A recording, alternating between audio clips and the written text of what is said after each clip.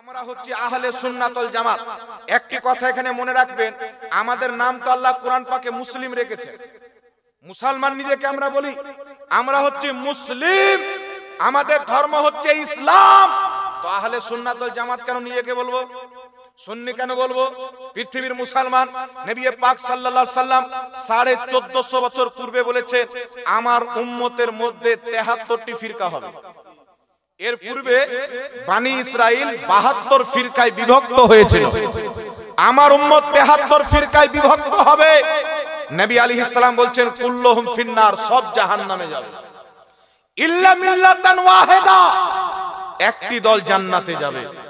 মান আলাইহি ওয়া সাহাবী, যে আমার সাহাবীর আকীদার প্রতি কায়েম থাকবে তারাই হবে জান্নাতি। জি বেশক বেশক, হবে না? সুবহানাল্লাহ। তো আমাদের নাম তো হচ্ছে মুসলমান, কিন্তু নবী বলছেন 73 ফিরকা হবে, একটাই জান্নাতি।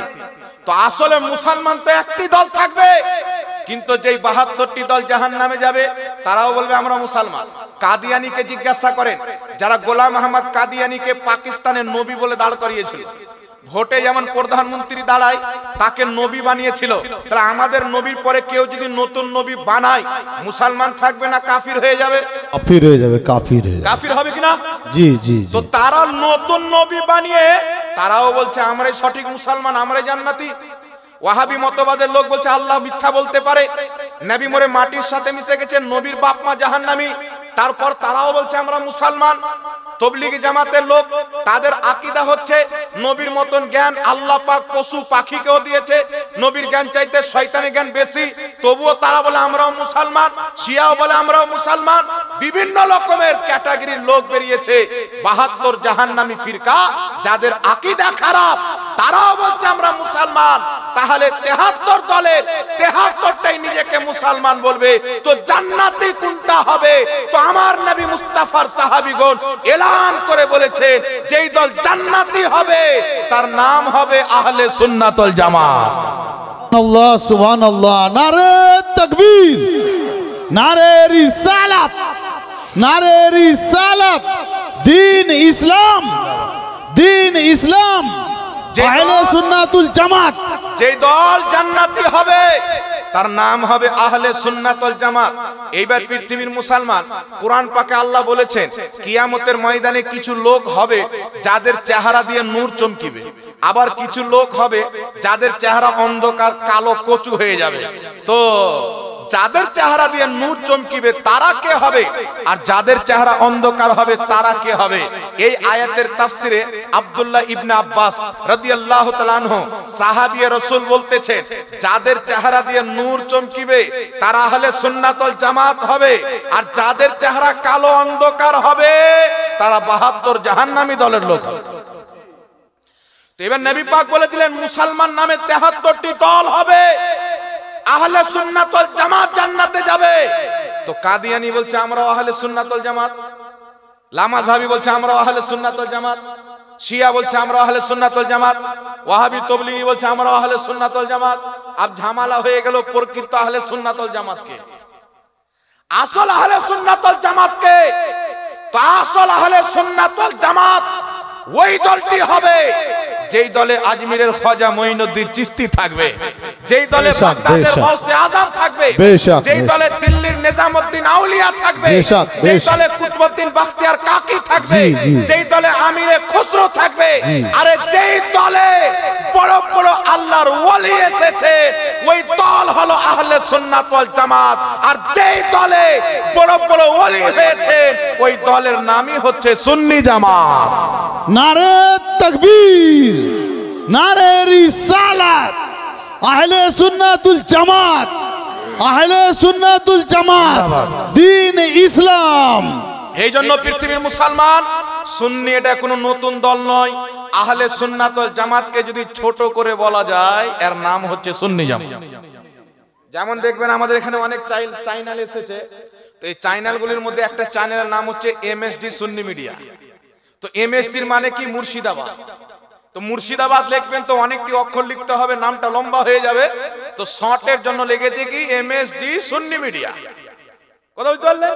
তো আহলে সুন্নাত ওয়াল জামাতকে যদি ছোট করে শর্ট করে বলা হয় তো সুন্নি, সুন্নাতে চলনেওয়ালা, যাদের আকীদা নবী মুস্তাফা থেকে যুগ যুগ ধরে চলে আসছেন, তারাই হলো সুন্নি মুসলমান। এই জন্য আপনাকে বলতে চাই বাবা, বর্তমানে যেগুলো ফিরকা বেরিয়েছেন, এরাকে কিছু ফুচকার লোক দেখবেন যারা বলে এটা করা যাবে না, এটা করা যাবে না। ওর বাপও সুন্নি ছিল, ওর দাদাও সুন্নি ছিল, ওর পরদাদাও সুন্নি ছিল। তো কি বুঝতে পারা গেল? সুন্নিরা কোথাও থেকে বেরিয়ে আসেনি, যত বেরিয়েছে সব সুন্নি থেকে বেরিয়েছে, সব সুন্নি জামাত থেকে বেরিয়েছে। আর আমার নবী বলেছেন, যারা আহলে সুন্নাত ওয়াল জামাত থেকে কেটে বের হবে, তারাই হবে জাহান্নামী। কথা বুঝতে পারছেন? তো আমার বক্তব্য হচ্ছে বাবা, একটু লক্ষ্য করে আমার দিকে ধ্যান দেন।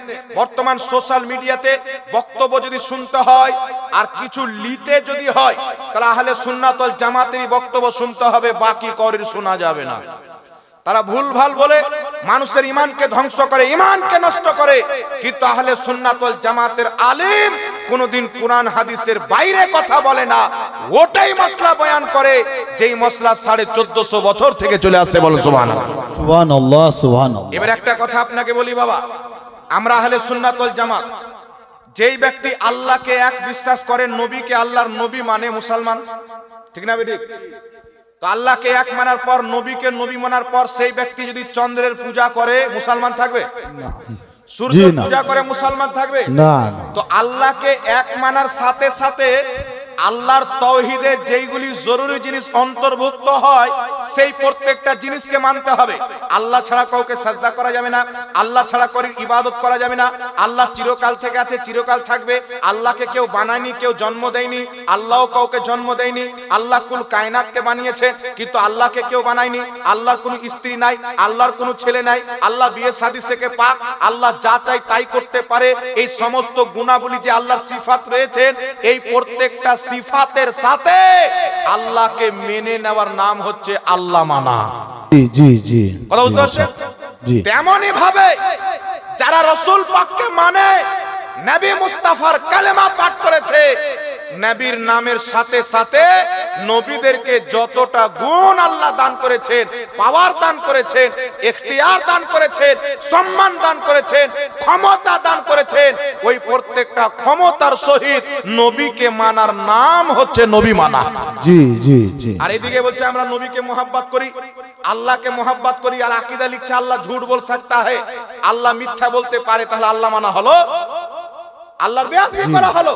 এইদিকে বলছে আমরা নবীকে মানি, কিন্তু পৃথিবীর মুসলমান আহলে হাদিস, দেওবন্দি, তবলিগি, তিনটি জাহান্নামী দলের ইমাম ইসমাইল দেহলভি তাকওয়াতুল ঈমান কিতাবের মধ্যে লিখছে যে নবী পাককে যেই ব্যক্তি সুপারিশকারী মনে করবে, সেই ব্যক্তি আবু জেহেলের চাইতে বড় মুশরিক।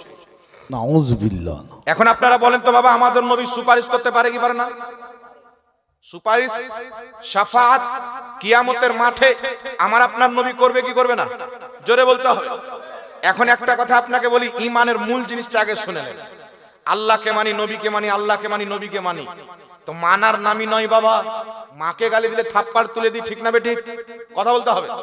তো কোন ব্যক্তি যদি আল্লাহ আল্লাহ রাসূলের বেয়াদবি করে, তার সাথে সম্পর্ক বিচ্ছেদ করে নেওয়ার নাম হচ্ছে ঈমান। জি জি জি। বিচ্ছেদ করে নাম নেওয়ার নাম হচ্ছে ঈমান। আল্লাহ পাক পবিত্র কোরআনে বলছেন, ইয়া আইয়ুহাল্লাযীনা আমানু লা তাত্তাখিযু আবাআকুম ওয়া ইখওয়ানাকুম আউলিয়া ইলা আখিরিল আয়াত। আল্লাহ বলছেন, হে ঈমানদার, যদি তোমার আপন বাপ, যদি তোমার আপন ভাই ঈমান আনার পর কুফরিকে পছন্দ করে, আল্লাহ রাসূলের তাওহীদকে পছন্দ করে, বেয়াদবিকে পছন্দ করে, আল্লাহ বলছে লা তাত্তাখিযু, তার সাথে তোমার কোনো সম্পর্ক নেই। আপন বাপ যদি নবী মুস্তাফার বেয়াদবি করে, তার সাথে সম্পর্ক রাখা চলবে না। এটা আল্লাহর কোরআন বলছে। এটা আমার মসলা নয়, কোরআনের মসলা। আর যেটা কোরআনের মসলা, ওটাই হচ্ছে মুসলমানদের মসলা। কথা বলতে পারছেন কি না বাবা? এবার আপনারা আগে চলেন, পৃথিবীর মুসলমান সাহাবী রাসূল কেমন নবী পাককে মোহাব্বত করতেন, মাত্র 2-3টি হাদিস শোনাচ্ছি। এখানে অনেক লোক আছে, হয়তো এমনও লোক হতে পারে যেই ব্যক্তি শরাব পান করে, হতে পারে কি পারে না? এমনও লোক হতে পারে যেই ব্যক্তি অজ্ঞতার কারণে, মূর্খতার কারণে, জেহালতের কারণে, শয়তানের গোলাম হওয়ার কারণে দারুও পান করতে পারে। আল্লাহর গোলাম হলে তো দারু পান করবে না, শয়তানের গোলাম হলে দারু পান করবে। আচ্ছা বলেন তো, কোন ব্যক্তি যদি দারু পান করে, তাহলে সেই ব্যক্তি কি নবীকে মোহাব্বত করে না? এটা কি দলিল হবে? দলিল হবে না বাবা। কেন? কোন ব্যক্তি যদি রাসূল পাকের অপমান করে, আপনি তার বিরুদ্ধে যদি বিক্ষোভ মিছিল বের করেন, তো আমার মনে হয় প্রথম কাতারে দারু পান করনেওয়ালাও থাকবে। ওকে জিজ্ঞাসা করেন, হারে তুই তো দারু পান করছিস, তো তুই এখানে কি করছিস? বলে দারু পান করতে পারি, মুস্তাফার মহব্বতে কম্প্রোমাইজ করতে পারি না। জি জি জি। এনে একটা হাদিস আপনাকে শুনিয়ে দিচ্ছি। যখন নবী দিবস আসে, আহলে সুন্নাত ওয়াল জামাতের এলাকার মানুষরা রাসূল পাকের স্মরণে নবী এসেছেন বলে খুশিতে আনন্দেতে কত সুন্দর সুন্দর আইটেম করে, জালসার ব্যবস্থা করে, মিছিলের ব্যবস্থা করে, মানুষের পবিত্র আহারের ব্যবস্থা করে, কোরআন তেলাওয়াতের ব্যবস্থা করে, জিক্র আজকারের ব্যবস্থা করে, তাসবিহ তাহলিলের ব্যবস্থা করে। আর কিছু লোক বলছে নামাজ পড়ে না আর ফের দেখে না নবী দিবস পালন করছে। এরকম লোক আছে। আমি একটা হাদিস আপনাকে বলে দিচ্ছি সহিহ বুখারী থেকে। আল্লাহর নবী মুস্তাফা সাল্লাল্লাহু আলাইহি ওয়াসাল্লামের একজন সাহাবী ছিলেন, আমার নবীকে খুব মহব্বত করতেন। একদিন রাসূল পাক সাল্লাল্লাহু আলাইহি ওয়াসাল্লামের দরবারে উনি দারু পান করে এসেছেন। কি পান করে এসেছেন? মদ পান করে এসেছেন। তো নবী পাক সাল্লাল্লাহু আলাইহি সাল্লাম ওর বাদবু, নোংরা বাদবু পেয়েছেন। রাসূল পাক বুঝে গেছেন মদ পান করে এসেছেন। নবী বলছেন একে কোড়া মারো। তো সাহাবায়ে কেরাম ওই ব্যক্তিকে মদ পান করার হদ জারি করছেন, কোড়া মারছেন। এর পূর্বে ওই সাহাবী আরেকবার দারু পান করেছিলেন, হযরতে ওমর ফারুক কোড়া মেরেছিলেন। তো একজন সাহাবী কোড়া মারতে মারতে বলছেন এর লজ্জা শরম নেই, বারবার দারু পান করছে, এর প্রতি আল্লাহর লানাত। আমার নবীর কানে আওয়াজ গেছে যে আমার সেই সাহাবীর প্রতি লানাত পাঠাচ্ছে। নবী বলছেন খবরদার, তার প্রতি লানাত করিও না। কেন? ইউহিব্বুল্লাহ ওয়া রাসূলুহু, সেই ব্যক্তি আল্লাহ আল্লাহ রাসূলকে মহব্বত করে। ভুল করে দারু পান করে নিয়েছে, কিন্তু তার প্রতি লানাত করা যাবে না, কারণ তার অন্তরে মুহাম্মদ রাসূলুল্লাহর মহব্বত আছে। সুবহানাল্লাহ। এই মহব্বতটা কি ছিল বাবা? বুখারী শরীফের সারা ব্যাখ্যার কিতাব উমদাতুল কারির মধ্যে ইমাম বদরুদ্দিন আইনি লিখেছেন, আরো অনেক ইমামগণ লিখেছেন। ওই সাহাবী আমার আপনার নবী সাল্লাল্লাহু আলাইহি ওয়াসাল্লামকে, নবী পাক সারা দিন মানুষের কথা শুনতেন।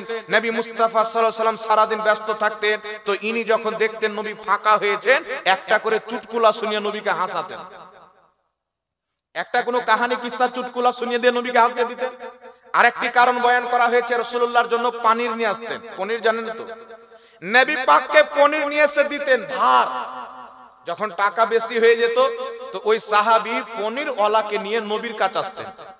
এসে বলতেন ইয়া রাসূলুল্লাহ সাল্লাল্লাহু আলাইহি সাল্লাম, পনির ওয়ালা এসেছেন। নবী বললেন তো কি হলো? বলছেন টাকা নিবে। কিসের টাকা? আপনাকে যে পনির এনে দিয়েছি। তুমি নিয়ে এসে দিয়েছো তো তুমি টাকা দিবে। বলছেন হুজুর আপনাকে না নিয়ে এসে দিয়েছে না? টাকা ছিল না, নবীর মহব্বতে ধার পনির নিয়ে এসে নবী পাককে দিতেন, আর আল্লাহর নবী মুস্তাফা সাল্লাল্লাহু আলাইহি সাল্লামের কাছে এসে টাকা নিয়ে দিতেন। যখন টাকা চাইতেন তো নবীর নিকটে চলে আসতেন। তো রাসূল পাক ওনার এই কর্মকে দেখে অনেক আনন্দিত হতেন, এটা ছিল তার মহব্বত। তাই একদিন দারু পান করেছেন, নবী বলছেন গুনাহ তো করেছে, তার প্রতি লানাত করা যাবে না, কারণ সে আল্লাহকে মহব্বত করে, আল্লাহর নবীকে মহব্বত করে। তো বুঝা কি গেল, গুনাহ যদি কোনো ব্যক্তি শয়তানের চক্রান্তে করে নেয়, তাই নবীকে মহব্বত করা যাবে না, এটা বলা যাবে না। কথা বুঝতে পারছেন কি পারেন না বাবা? এইবার আগে চলেন পৃথিবীর মুসলমান। আরেকটি কথা আপনাকে বলি, অনেক লোক এখানে আছেন চেহারাতে দাড়ি নাই। দাড়ি রাখতে হবে কি হবে না? চেহারাতে দাড়ি নাই, কিন্তু যখন আশপাশে কোন সুন্নি মাদ্রাসায় জালসা হয়, দান দেন কি দেন না?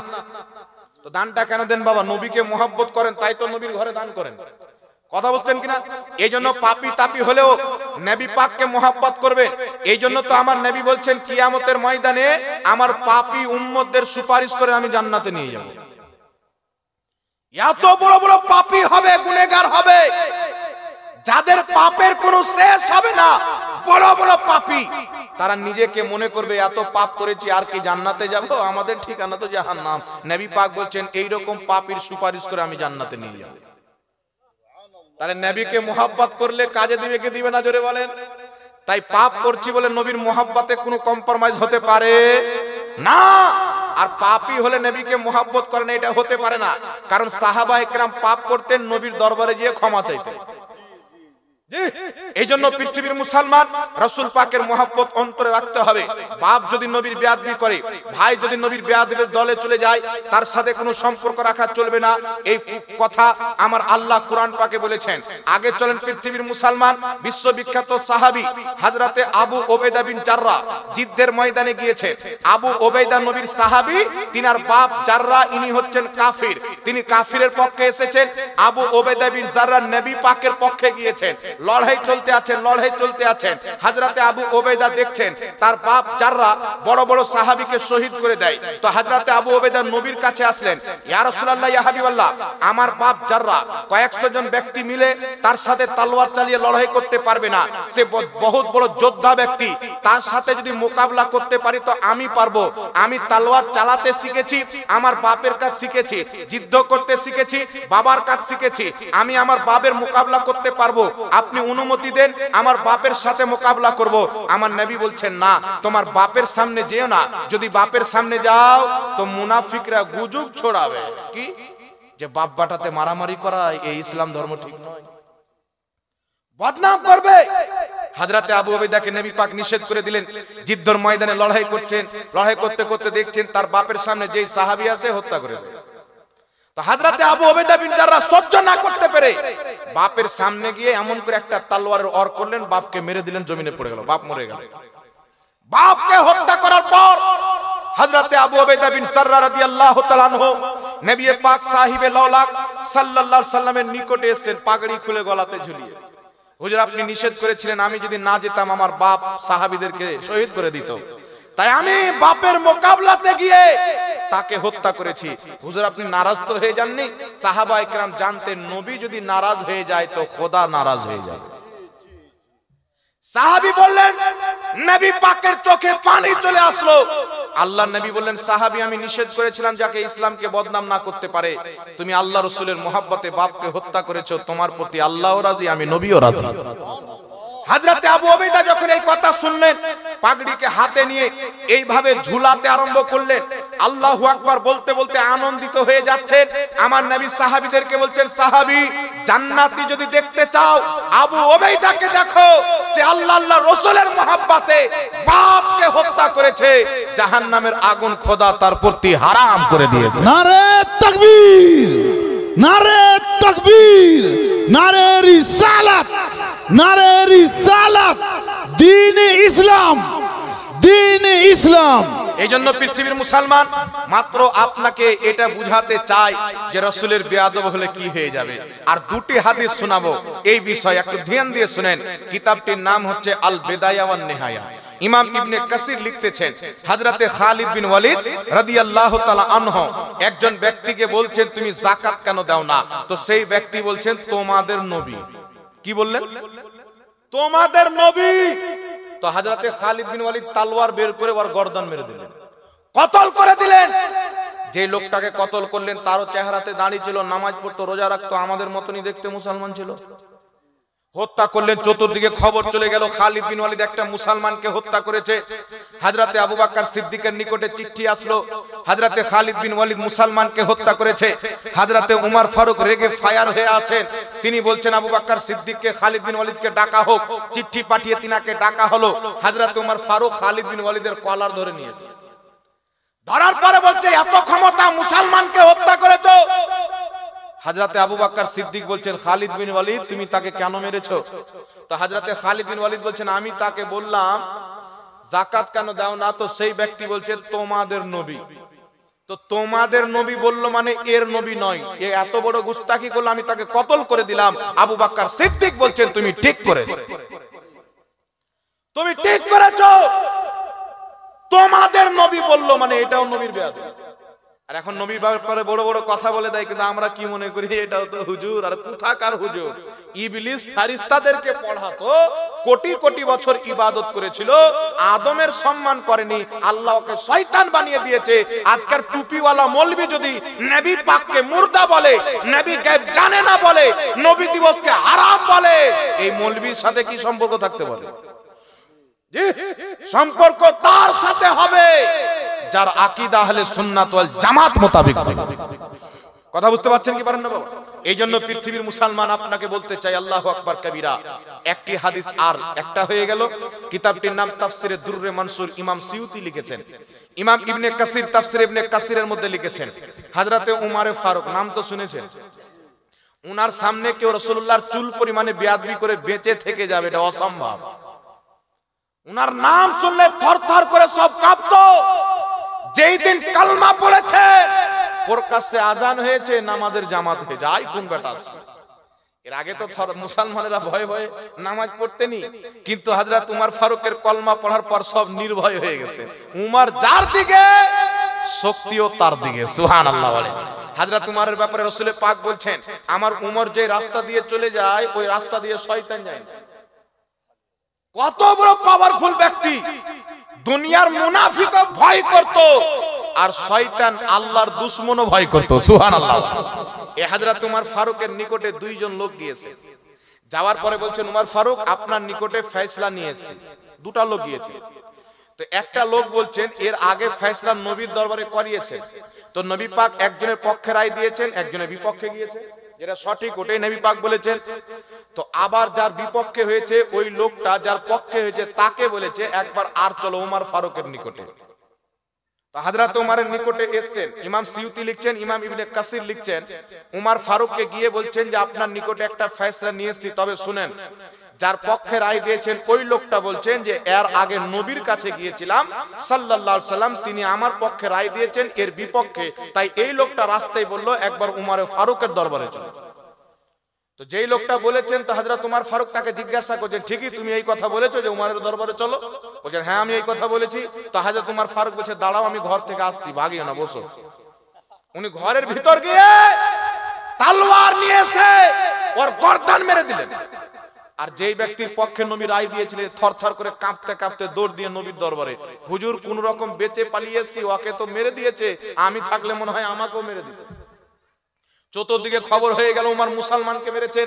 যাকে মেরেছেন ওরও তো লম্বা দাড়ি ছিল, টুপি ছিল, পায়জামা ছিল, কুর্তা ছিল, হজ ছিল, যুদ্ধের ময়দানে যেত। উমর ফারুক মেরেছেন, তার আত্মীয় স্বজন নবীর দরবারে কেস নিয়ে গেছেন। কেসটা কি, কেউ যদি কোনো মুসলমানকে হত্যা করে, কোরআন বলছে তাকেও হত্যা করে, এটাই হচ্ছে বদলা। তো নবীর দরবারে গেছেন, উমরকে হত্যা করতে হবে, চতুর্দিকে হাঙ্গামা। আল্লাহর নবী সাল্লাল্লাহু আলাইহি সাল্লাম বলছেন উমর মুসলমানকে হত্যা করেছেন, এটা কি করে হতে পারে? তো ফয়সালা রাসূল পাক শোনাবেন, তার আগে আল্লাহ জিবরিলকে পাঠাচ্ছেন, জিবরিল যাও আমার নবীকে খবর দিয়ে দাও উমরের ফয়সালাকে আল্লাহ পাক কবুল করে নিয়েছেন। উমর যেই ফয়সালা দিয়েছেন, ওই ফয়সালা আল্লাহর পক্ষ থেকে উমরের অন্তরে ভরে দেওয়া হয়েছে।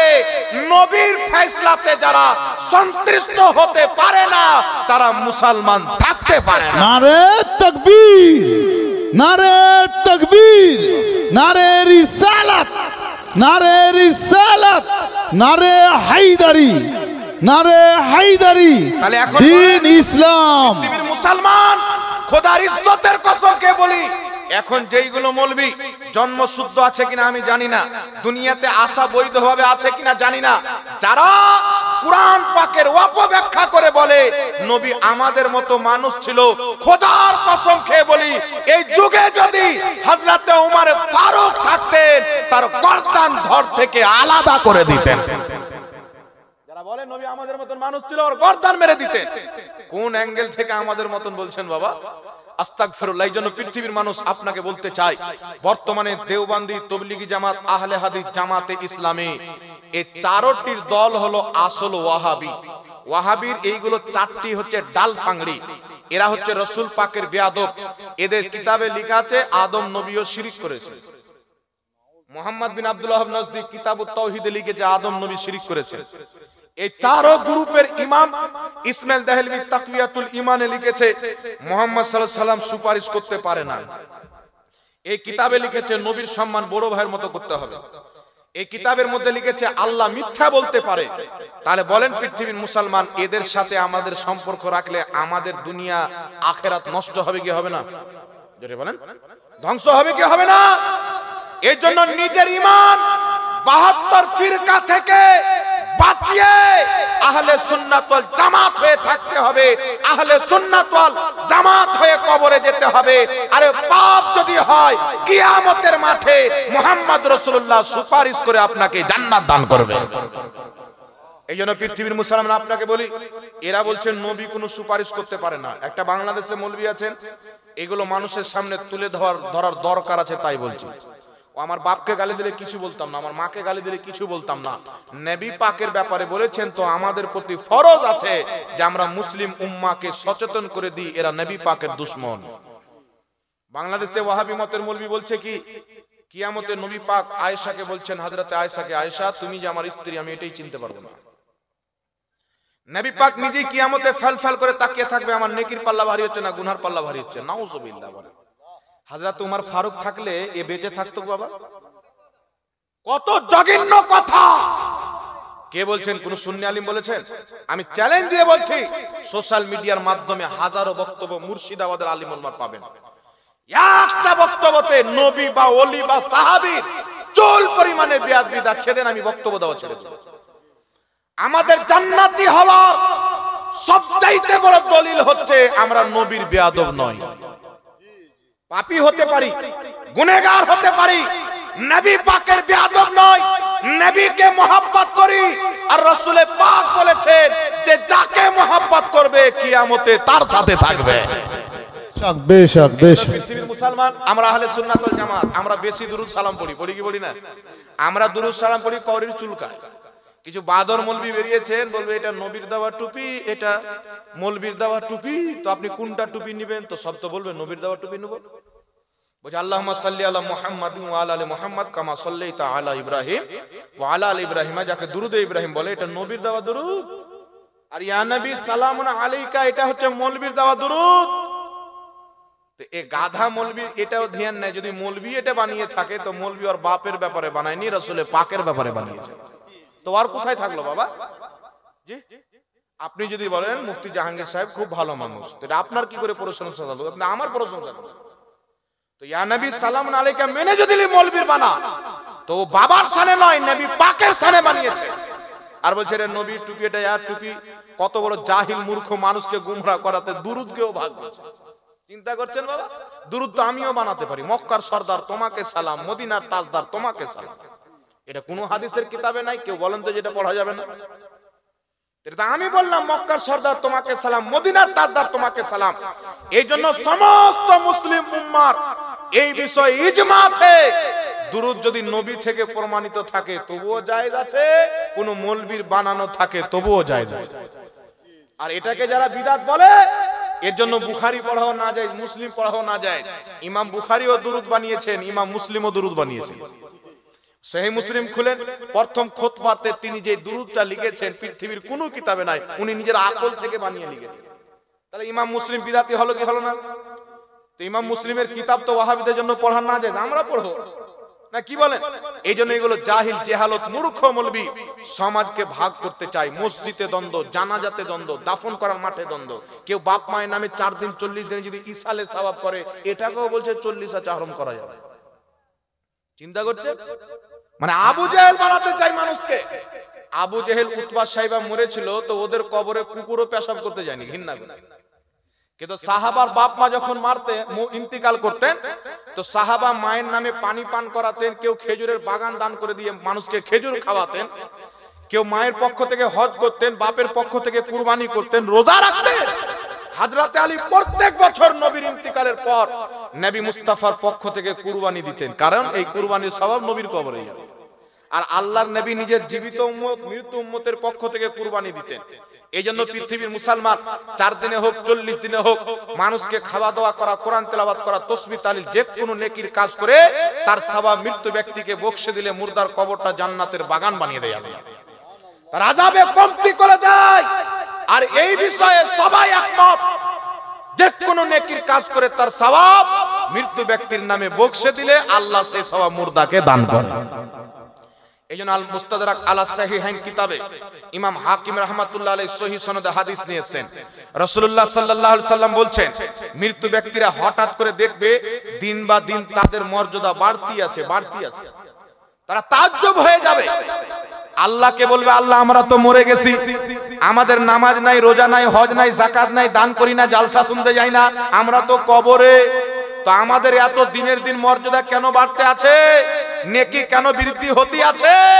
তো আল্লাহ বলছেন তোমার ইন্তিকালের পর তোমার আত্মীয় স্বজন তোমার নামে দোয়া করে, ইসালে সওয়াব করে, আর ওই সওয়াব আমি তোমার খাতাতে অ্যাড করে তোমার মর্যাদা বাড়াই দিই থাকি। তাই জীবিত ব্যক্তির পাঠানো নেকি পেয়ে মৃত্যু ব্যক্তির মর্যাদা বাড়ে, তার কবর আযাব কমে, এটা নবী পাকের হাদিস দ্বারা প্রমাণিত। এটা জোরে হবে না সুবহানাল্লাহ? তো যাদের বাপ মা, তবে শর্ত আছে বাবা, মৃত্যু ব্যক্তি মুসলমান হতে হবে। যদি মুসলমানই না থাকে যতই কিছু করেন কিছুই পাবে না। তো সুন্নিদের বাপ মা সব মুসলমান, এরা মরলে 40 চাহরণ জায়েজ আছে। ওয়াহাবিরা তো মুসলমান নয়, এদের করলেও যাবে না। কথা বুঝতে পারছেন? আপনাদের গ্রামের কোন লোক যদি বলে আমি মসজিদে 10 লাখ টাকা দান করলাম আবু জেহেলের নামে, তা আবু জেহেলের কবরে নেকি যাবে? কথা বলেন। আর যদি বলে আবু বকর সিদ্দিক রাদিয়াল্লাহু তাআলা আনহুর নামে 10 টাকা দান করলাম, জি জি, এই নেকি আল্লাহ পাক আবু বকর সিদ্দিক রাদিয়াল্লাহু তাআলা আনহুর কবরে হাজির করে দিবেন। তো বুঝা গেল 40 চাহরম বছরে পিতা মাতার ইসালে সওয়াবের জন্য মানুষকে খাওয়া দাওয়া করা, কোরআন পড়া, তাসবিহ তাহলিল, দোয়া খায়ের করা, দান সাদকা করা তাদেরই কাজে লাগবে যাদের পিতাও মুসলমান হবে, মাতাও মুসলমান। আর যাদের বেঈমান হয়ে মরে গেছে দুনিয়াতে, নবী পাককে মাটি আমার মতন মানুষ এটা জানতেন না, এটা জানতেন না, আল্লাহ রাসূলের বেয়াদবি করে ওয়াহাবি হয়ে মরেছে, এর নামে করলেও কোনো কাজে লাগবে না। ঠ্যাঙ্গা কাজে তো আমাদের দিবে বাবা, তাই তো আমরা করছি। কথা বুঝতে পারছে? মৌলভী সাহেব বলবে বাপ মারা গেছে, আর 4 দিন পর ভাড়া করে হুজুর লেসে দোয়া করার জন্য। এ ভাড়া করে হুজুর লেসে কোরআন পড়া না যায়, দোয়া করা না যায়, বলে কি বল না বাবা? যেই মৌলভী বলছে ও বেটা যে জালসাতে বলছে, ওকে ওখানকার কমিটি আবার ভাড়া করে নিয়ে এসেছে। বুঝতে পারছেন? যে জালসাতে মোল্লা বক্তব্য দিচ্ছে, ও বেটা আবার ভাড়াতে এসেছে বিষয়ে টাকা নিয়ে। ওর মসজিদের ইমাম ভাড়া করা, মাদ্রাসার শিক্ষক ভাড়া করা, ওর বাপ মায়ের বিয়ে পড়িয়েছে মৌলভী, তবুও 1000 টাকা নিয়েছে, ওটাও ভাড়া করা। জানাজা পড়াচ্ছে তো ভাড়া করা মৌলভী। তো ভাড়া করে করলে যদি হারাম হয়ে যায়, তো ওর বাপ মায়ের বিয়েটা তো মৌলভী পড়িয়ে ভাড়া করে মৌলভী পড়ালছে, তাহলে বিয়েটা হারাম হবে কি হবে না? তো বিয়েটা যদি হারাম হয় তো মৌলভী বেটা হারামজাদা হবে না হালাল জাদা হবে? তো এগুলো জেহালত, মূর্খতা, মুসলমানদের ঈমানকে মানে মুসলমানকে সন্দেহে ফেলার জন্য। এদের মধ্যে ব্রেনে সন্দেহ ঢুকিয়ে দাও, ইসলাম দুর্বল হয়ে যাবে। এই জন্য আপনাদেরকে বলতে চাই বাবা, ওই দিনের প্রতি কায়েম থাকেন যেই দিন 1450 বছর থেকে নিয়ে খাজা মঈনুদ্দিন চিশতি আজমিরে, নিজামউদ্দিন আউলিয়া দিল্লিতে, গৌসে আজম বাগদাদে আল্লাহর ওলিরা প্রচার করেছেন। এ আহলে সুন্নাত ওয়াল জামাতে কায়েম থাকেন, দুনিয়াতেও নেকি পাবেন, আখিরাতে নবী পাকের শাফাত পাবেন। জোরে বল সুবহানাল্লাহ।